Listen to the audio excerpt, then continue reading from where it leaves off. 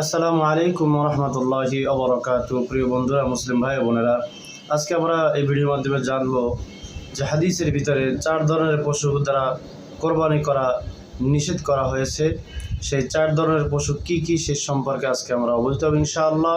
ভিডিওটি না টেনে শেষ পর্যন্ত দেখার জন্য বিশেষভাবে অনুরোধ করছি। আল্লাহ রাসূল সাল্লাল্লাহু আলাইহি সাল্লাম 4 ধরনের পশু দ্বারা কোরবানি করতে নিষেধ করেছেন।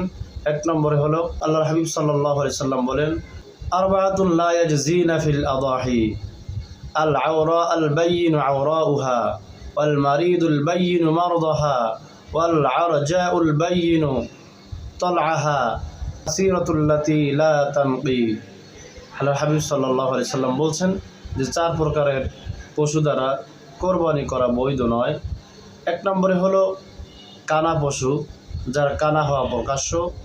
2 নম্বরে হলো রোগা পশু, যার রোগ প্রকাশ্য। 3 নম্বরে খরা পশু, যার খরা হওয়া প্রকাশ্য। 4 নম্বরে এমন দুর্বল পশু যার হাড়ে মজ্জা নেই। 1 নম্বরে যে পশু 3 পায়ে চলে, 1 পা মাটিতে রাখতে পারে না বা ভর করতে পারে না, এমন খরা পশু দ্বারা কোরবানি জায়েজ নয়। এমন রুগ্ন দুর্বল পশু যা জবাইয়ের স্থান পর্যন্ত হেঁটে যেতে পারে না, তা দ্বারাও কোরবানি করা জায়েজ নয়। যে পশুর একটি দাঁতও নেই বা এত বেশি দাঁত পড়ে গেছে যে ঘাস বা খাদ্য চিবাতে পারে না, এমন পশু দ্বারাও কোরবানি করা জায়েজ নেই। আবার যে পশুর শিং একেবারে গোড়া থেকে ভেঙে গেছে, যে কারণে মস্তিষ্ক ক্ষতিগ্রস্ত হয়েছে, সে পশুও কোরবানি জায়েজ নয়।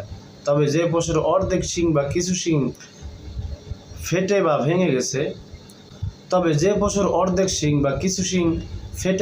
গেছে বা শিং একেবারে ওঠেইনি, সে পশু কোরবানি করা জায়েজ আছে।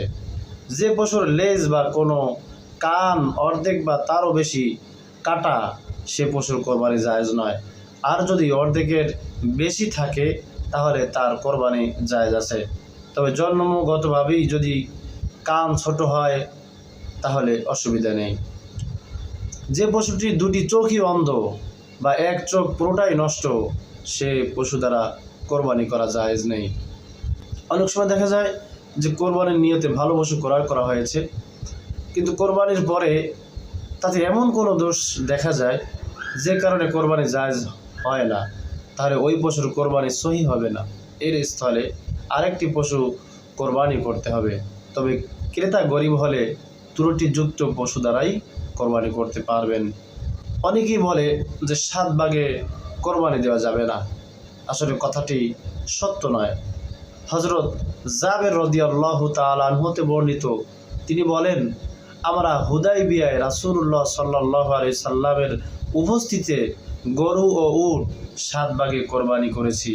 ইবনে মাজার ভিতরে হাদিস কারা এসেছে। এই জন্য 7 ভাগে কোরবানি করা জায়েজ আছে, তাতে কোনো সন্দেহ নেই। যদি কেউ এই কথা বলে যে 7 ভাগে কোরবানি করা জায়েজ নেই, সেজন্য হাদিস কি অমান্য করলো।